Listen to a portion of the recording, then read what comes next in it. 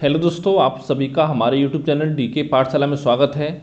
दोस्तों, आज से आपके लिए मैं स्टार्ट कर रहा हूं। जैसे कि आपको पता होगा, जो आपका आर ओ का एग्ज़ाम होने वाला है, पूरी संभावना है कि बहुत जल्दी आपका विज्ञापन जारी हो जाएगा और साथ ही नवंबर के महीने में इसका एग्ज़ाम होने की आपकी पूरी संभावना है।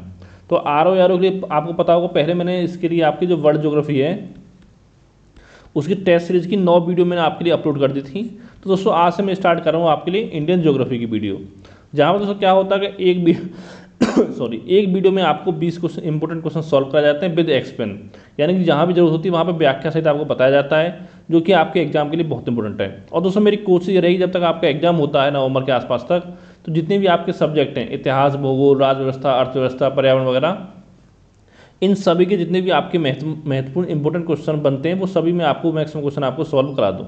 ठीक है। अगर दोस्तों देखिए आपको वीडियो अच्छा लगे तो वीडियो को लाइक किया करें। अगर लगता है वीडियो में कुछ कमी है तो नीचे जरूर बताएं, कमेंट करें क्या कमी आपको दिखाई दे रही है। क्योंकि दोस्तों, एक वीडियो को बनाने के लिए मांग चलिए कम से कम 3 से 4 घंटे की मेहनत लगती है। लेकिन होता क्या, देखिए दोस्तों, आप लोग वीडियो देखते नहीं हो, ना तो देखते हो ना फिर आपको शेयर करते हो। ठीक है। अगर कोई आपका सवाल हो तो नीचे कमेंट करके आप पूछ सकते हो।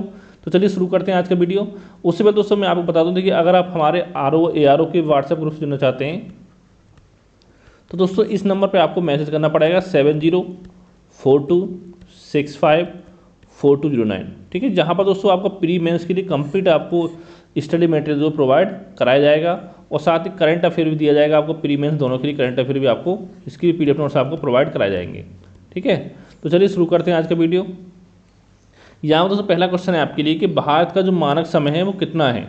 82.5 यानी 82 डिग्री 30 अंश उत्तरी अक्षांश, 82 डिग्री 30 अंश पूर्व देशांतर, 82 डिग्री 30 अंश पश्चिमी देशांतर, या आपका 82 डिग्री 30 अंश दक्षिण देशांतर। तो दोस्तों जो आपका भारत का मानक समय वो आपका है 82 डिग्री 30 अंश पूर्वी देशांतर, यानी कि ऑप्शन दूसरा वाला जो यहाँ पर आपका करेक्ट हो जाएगा। और दोस्तों एक क्वेश्चन यहाँ पे आपको ये बनता है कि जो भारत का मानक समय है वो ग्रीनविच माध्य से यानी GMT से कितना आगे है कितना पीछे है। तो दोस्तों भारत का मानक समय जो वो आपको GMT से आपका 5.5 घंटे आपका आगे है। ठीक है। यानी 5 घंटे 30 मिनट आपका ये आगे है, ये आपको ध्यान रखना है GMT से भारत का मानक समय। और दोस्तों जो भारतीय मानक समय देशांतर रेखा है वो प्रयागराज के नैनी से होकर गुजरती है आपकी, ये पता होना चाहिए आपको। प्रयागराज के नैनी से होकर गुजरती है।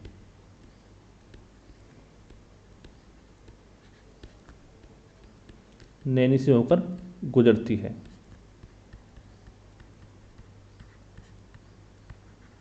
अगला क्वेश्चन देखते हैं कि भारत की स्थलीय सीमा की लंबाई कितनी है। 14,800 किलोमीटर, 15,200 किलोमीटर, 16,300 किलोमीटर या 17,100 किलोमीटर। तो दोस्तों भारत की जो स्थलीय सीमा की लंबाई है दोस्तों वो है आपकी 15,200 किलोमीटर, यानी कि ऑप्शन दूसरा यहाँ पर आपका करेक्ट हो जाएगा। ठीक है। और साथ दोस्तों एक चीज़ बता दें कि भारत के जो टोटल में आपके 18 राज्य ऐसे हैं, 18 राज्य या केंद्र शासित प्रदेश जो आपका अंतर्राष्ट्रीय सीमा साझा करते हैं। अंतर्राष्ट्रीय सीमा साझा करते हैं।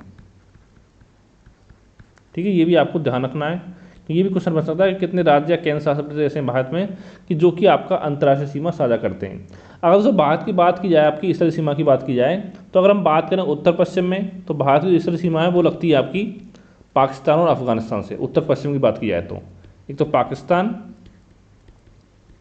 और एक आपका लगती है अफगानिस्तान से।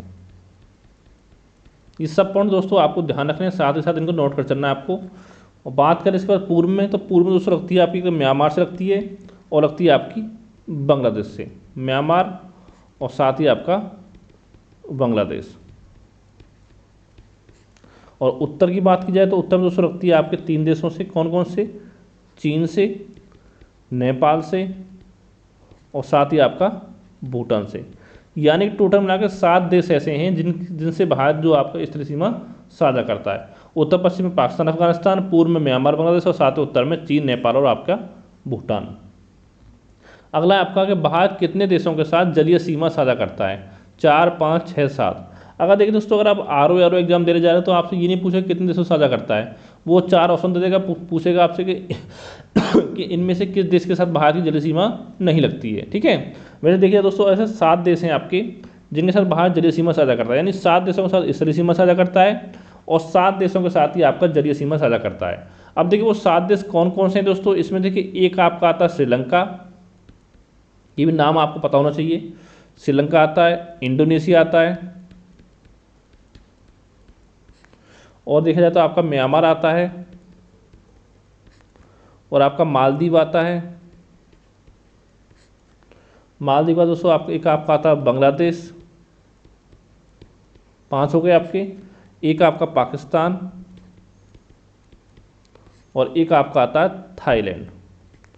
और दोस्तों यहाँ पर एक क्वेश्चन देखो यही बनता है कि ऐसे कितने देश हैं जिनके साथ भारत की जो कि स्थलीय सीमा भी साझा करता है भारत, और साथ ही जलीय सीमा भी साझा करता है। तो दोस्तों ऐसे आपके 3 देश हैं। एक तो देखिए आपका म्यांमार है, जिसकी आपकी स्थलीय सीमा भी साझा करता है भारत, और आपको जलीय सीमा साझा करता है। एक आपका बांग्लादेश है, और एक दोस्तों आपका है पाकिस्तान। यानी 3 देश ऐसे हैं आपके, बांग्लादेश, पाकिस्तान, म्यांमार, जिनके साथ भारत की स्तरीय और जलीय सीमा दोनों आपका भारत साझा करता है। ठीक है।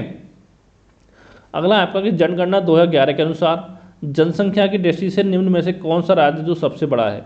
पश्चिम बंगाल, बिहार, राजस्थान, मध्य प्रदेश। अगर दोस्तों हम बात करें जनसंख्या की दृष्टि से, तो सबसे बड़ा दोस्तों जो आपका राज्य है वो दोस्तों आपका यूपी है, आपको पता होगा, लेकिन यूपी आपके ऑप्शन में नहीं है। और दूसरे पे दोस्तों आपका महाराष्ट्र है, वो भी आपके ऑप्शन में नहीं है।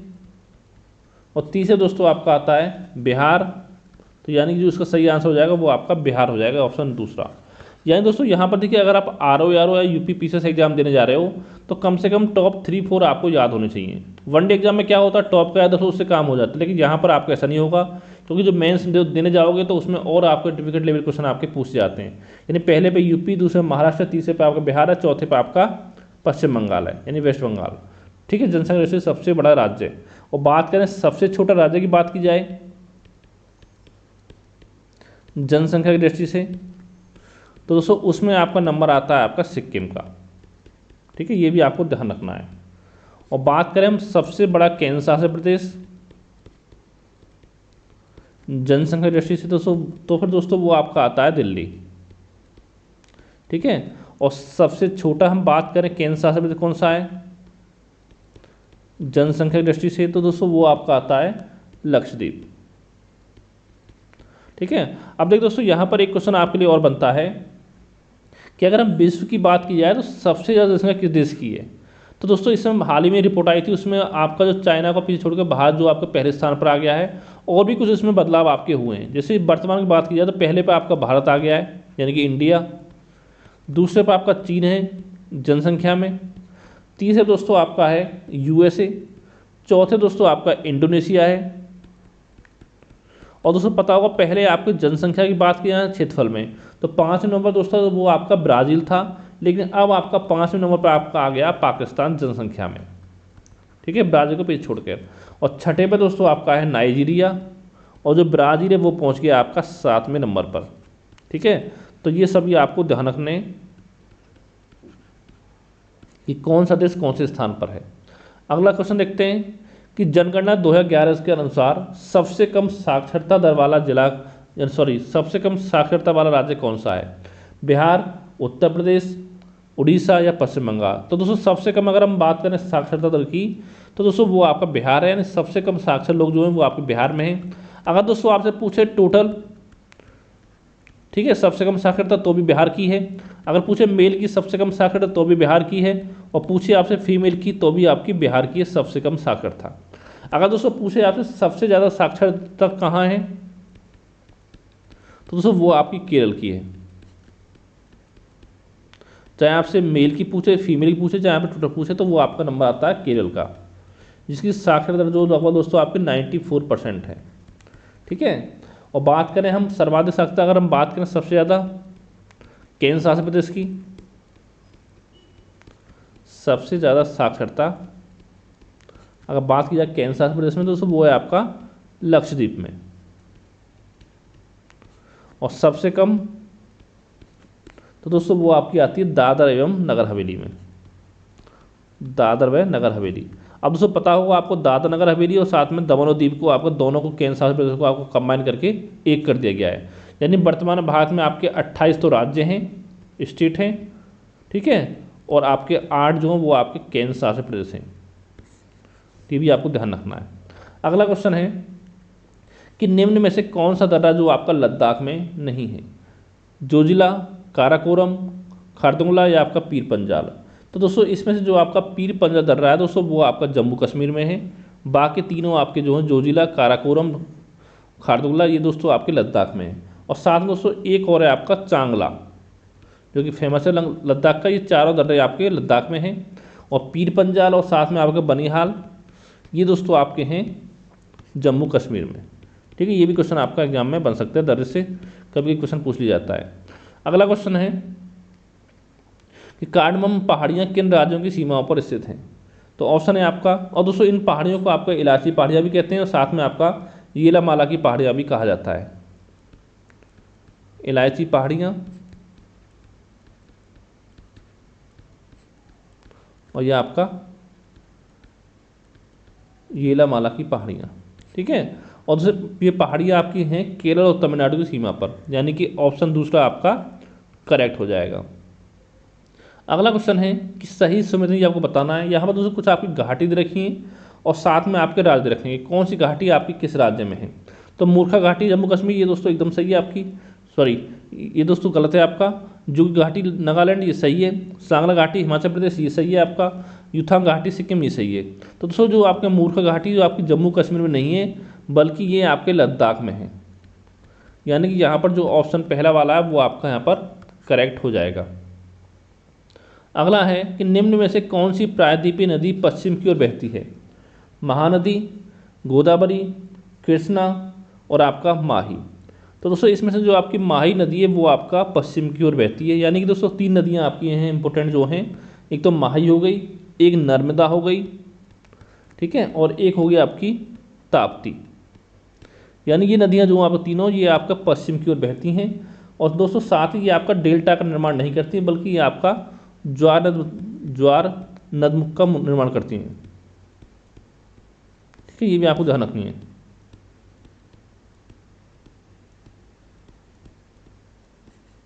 निर्माण करती हैं। ठीक है, कभी कभी ये पूछ लेता है आपके ऑप्शन में कि इनमें से कौन सी नदी आपकी डेल्टा का निर्माण नहीं करती है। तो माही भी नहीं करती है, नर्मदा भी नहीं करती, ताप्ती भी नहीं करती है। और दोस्तों तीन नदियाँ जो महानदी, गोदावरी, कृष्णा, ये दोस्तों बहती हैं आपकी पूर्व की ओर, और ये तीनों आपकी डेल्टा का निर्माण करती हैं। ठीक है, अगला है आपका कि कावेरी नदी बहती है कौन कौन से राज्य में बहती है। केरल में, कर्नाटक में, तमिलनाडु में, उपयुक्त सभी। तो दोस्तों जो कावेरी नदी है वो आपकी सॉरी वो तीनों राज्यों में बहती है, अभी केरल में भी, तमिलनाडु में भी और साथ में कर्नाटक में भी, यानी कि ऑप्शन चौथा आपका सही हो जाएगा। और जो सबसे अधिक भाग है जो आपको कावेरी नदी बहती है वो आपकी तमिलनाडु में बहती है, लगभग 56% के आसपास।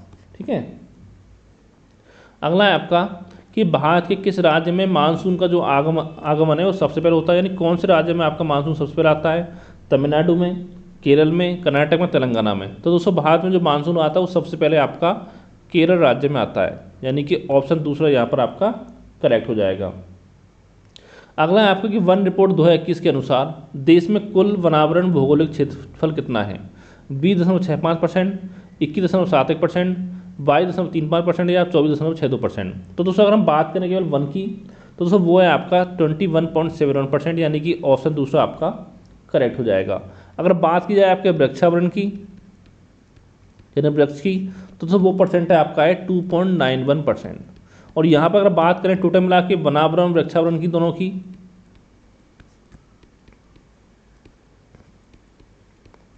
तो क्या करना है आपको 21.71% और आपका 2.91% को आपको जोड़ देना है। तो दोस्तों ये आपको हो जाएगा 24.62%। ठीक है, तो ये दोस्तों आपको तीनों पॉइंट यहाँ पे आपको ध्यान रखने। अगला क्वेश्चन देखते हैं कि क्षेत्रफल की दृष्टि से कुएं द्वारा सर्वाधिक सिंचाई होती है कौन से राज्य में होती है। मध्य प्रदेश में, गुजरात में, राजस्थान या आपको उत्तर प्रदेश में। तो दोस्तों क्षेत्रफल की बात की जाए सबसे ज़्यादा सिंचाई होती है वो दोस्तों आपकी होती है मध्य प्रदेश में, यानी कि ऑप्शन इसमें आपका करेक्ट हो जाएगा। दूसरे पर आपका नंबर आता है गुजरात का और तीसरे पर आपका आता है राजस्थान का कुएं द्वारा सिंचाई में। अगला क्वेश्चन है कि वर्तमान में भारत में कुल बाघों की संख्या कितनी है। 2967, 3067, 3167 या आपका 3267। तो दोस्तों वर्तमान में बात की जाए तो भारत में बाघों की संख्या जो वो आपकी है 3167, यानी कि ऑप्शन तीसरा वाला जो आपका करेक्ट हो जाएगा। और दोस्तों एक क्वेश्चन आपका ये बनता है कि इस समय वर्तमान में भारत में कुल कितने टाइगर रिजर्व हैं। तो दोस्तों टोटल है आपके 54। जो 54वां टाइगर रिजर्व था वो कौन सा है, वो दोस्तों आपका है रानीपुर वन्यजीव अभ्यारण्य। रानीपुर वन्य जीव अभ्यारण्य जो वो आपका 54वां टाइगर रिजर्व है, ठीक है। और पूछे 53वां, तो दोस्तों वो है आपका गुरु घासीदास टाइगर रिजर्व, गुरु घासीदास टाइगर रिजर्व है आपका 53वां। रानीपुर दोस्तों आपका यूपी में है और ये आपका है छत्तीसगढ़ में, गुरु घासीदास, ठीक है, ये आपको ध्यान रखना है। और इससे पहले जो दोस्तों 52वां था आपका 52वां, वो दोस्तों था आपका Ramgarh Bijdhari tiger reserve, Ramgarh Bijdhari tiger reserve था आपका 52वां, जो कि आपका राजस्थान में है, राजस्थान में, ठीक है। अगला है कि कोलकाता, मुंबई, दिल्ली और चेन्नई में से सबसे अधिक जो वार्षिक तापांतर है वो किस शहर का है? कोलकाता का, मुंबई का, चेन्नई का, दिल्ली का। तो दोस्तों सबसे ज़्यादा जो आपका वार्षिक तापांतर होता है इनमें वो होता है दिल्ली का। ऐसा दोस्तों क्यों होता है? क्योंकि ये समुद्र से दूरी पर स्थित है और बाकी तीनों शहर क्या है, ये आपके समुद्र के किनारे बसे हुए हैं, इसलिए इनका वार्षिक तापांतर जो आपका थोड़ा कम रहता है, ठीक है। दिल्ली जो समुद्र से दूर स्थित है, इससे इसका वार्षिक तापांतर सबसे ज़्यादा है इन चारों में। अगला आपका कि सही सुमेलित बताना है। यहाँ पर दोस्तों कुछ आपके अंतर्राष्ट्रीय हवाई अड्डे दे रखे हैं और साथ में कौन सा हवाई अड्डा कहाँ है वो आपको दे रखा है, वो आपको बताना है कौन सा इसमें सही सुमेलित नहीं है आपका। पहला आपका देवी अहिल्याबाई होलकर अंतर्राष्ट्रीय हवाई अड्डा इंदौर, ये दोस्तों एकदम सही है आपका। छत्रपति शिवाजी अंतर्राष्ट्रीय हवाई अड्डा मुंबई, ये भी सही है। चौधरी चरण सिंह अंतर्राष्ट्रीय हवाई अड्डा कानपुर, ये दोस्तों आपका गलत है, क्योंकि जो आपका चौधरी चरण सिंह अंतर्राष्ट्रीय हवाई अड्डा है दोस्तों कानपुर में नहीं बल्कि ये आपका लखनऊ में है। और चौथा ऑप्शन जो आपका नेताजी सुभाष चंद्र बोस अंतर्राष्ट्रीय हवाई अड्डा कोलकाता, एकदम सही है। यानी कि यहाँ पर जो ऑप्शन तीसरा वाला है वो आपका यहाँ पर करेक्ट हो जाएगा। अगला आपका दीपावली को शोक त्यौहार के रूप में मनाती कौन सी जनजाति ऐसी जो आपकी दीपावली को शोक त्यौहार के रूप में मनाती है? थारू, खरवार, सहरिया या आपका जौनसारी। तो दोस्तों इसमें जो आपका थारू जनजाति है वो आपका दीपावली को शोक त्यौहार के रूप में मनाती है, यानी कि ऑप्शन ए इसमें आपका करेक्ट हो जाएगा। अगला आपका जो उत्तर काशी है किस नदी किनारे बसा है? गंगा, भागीरथी, मंदाकिनी या आपका अलकनंदा। तो दोस्तों उत्तर काशी जो वो आपका भागीरथी नदी किनारे बसा हुआ है, यानी कि ऑप्शन दूसरा जो आपका यहाँ पर करेक्ट हो जाएगा। फिर आपका कि मूंगफली के उत्पादन में शीर्ष स्थान किस राज्य का है? गुजरात का, राजस्थान का, तमिलनाडु का या आपका उत्तर प्रदेश का। तो इसमें दोस्तों पहला स्थान जो आपका है मूंगफली के उत्पादन में वो आपका गुजरात का है, यानी कि ऑप्शन इसमें आपका करेक्ट हो जाएगा। दूसरे दोस्तों नंबर आता है आपका राजस्थान का और तीसरे दोस्तों नंबर आपका आता है तमिलनाडु का मूंगफली के उत्पादन में, ठीक है। टॉप 3 आपको याद रखने हैं। अगला आपका कि भारत का कोहिनूर किसे कहा जाता है? तमिलनाडु को, आंध्र प्रदेश को, झारखंड को या आपका जम्मू कश्मीर को। तो दोस्तों भारत का जो आपका कोहिनूर है वो कहा जाता है आपका आंध्र प्रदेश को, यानी कि ऑप्शन दूसरा आपका करेक्ट हो जाएगा। अब देखिए दोस्तों क्यों कहा जाता है कि जो आपका आंध्र प्रदेश की कोहिनूर खान थी उसी से जो आपका कोहिनूर हीरा जो था वो प्राप्त किया गया था, इसी कारण आपका आंध्र प्रदेश को भारत का कोहिनूर कहा जाता है। तो दोस्तों इस वीडियो में मैंने आपको 20 इंपॉर्टेंट क्वेश्चन सॉल्व कराएं और इसी तरह दोस्तों ये हमारी सीरीज चालू रहेगी। अगर दोस्तों आपको वीडियो पसंद आता है वीडियो को लाइक किया करें, साथ ही अपने दोस्तों के साथ शेयर जरूर करें, ठीक है। क्योंकि दोस्तों आप लोग सपोर्ट नहीं करते तो वीडियो बनाने का मेरा मन भी नहीं करता है, क्योंकि देखिए अगर आप वीडियो देखोगे तो मुझे भी अच्छा लगेगा, मेहनत करने में भी आपके लिए मजा आएगा, ठीक है। अगर लगता है कि मैंने किसी क्वेश्चन का आंसर गलत बता दिया है तो नीचे कमेंट करके आप बता सकते हो। Thank you for watching.